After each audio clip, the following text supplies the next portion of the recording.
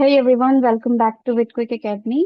And this is Anshu Srivastav again. In today's video, we are going to break down into a really important concept in React, which is use state hook.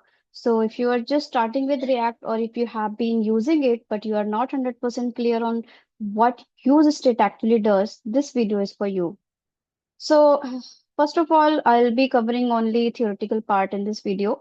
So if you have to go through with the coding part, we'll cover that in the next video.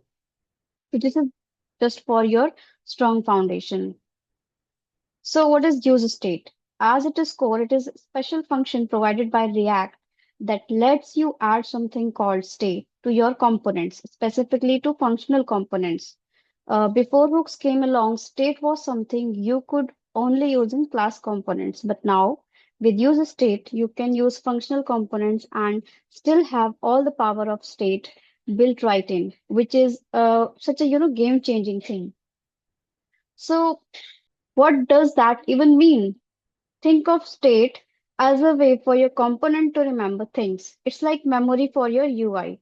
For example, if you are building a counter app, the current number you see on the screen, that is a state. If you are filling out a form and the input fields need to remember what you have typed there, that's also a state. So basically, state is any value that can change over time and should trigger the UI to update when it does. So, why do we care about state? Because React is all about building dynamic user interfaces. If nothing ever changes, if your UI is just static, you don't need state, right? So, but the moment when you want to change something or you want to be interactive or responsive to user actions, state is what that makes possible. So, it is the difference between a plain HTML and an interactive web app. So where does use state fit in? When you use it, you're telling React, hey, I need to track something that might change. You also get a way to update the value, and every time when it changes, React knows to re-render your component, right? So that UI stays in sync with the data. So it's not about storing a value, it's basically creating reactive system where your UI updates automatically when the data changes.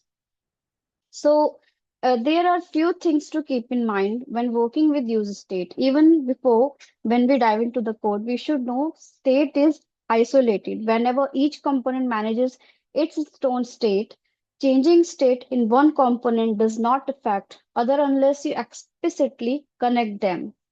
So second is state updates are async, means they don't happen instantly. React batches update to make things more efficient. The last is you never change state directly. Instead, you use a special function which is React and it gives you to update it in a controlled way. So to sum it all up, use state is your tool for making React components dynamic and interactive. It gives your UI memory, reactivity, and makes the app feel alive. So in the next part of this series, we'll hands-on to see what actually use state is, and we do it with the real example so that you can see how it all comes together. So thanks for watching this video. If you have any questions or queries related to this video or this topic, you can just drop in the comment section. See you in the next one. Thank you.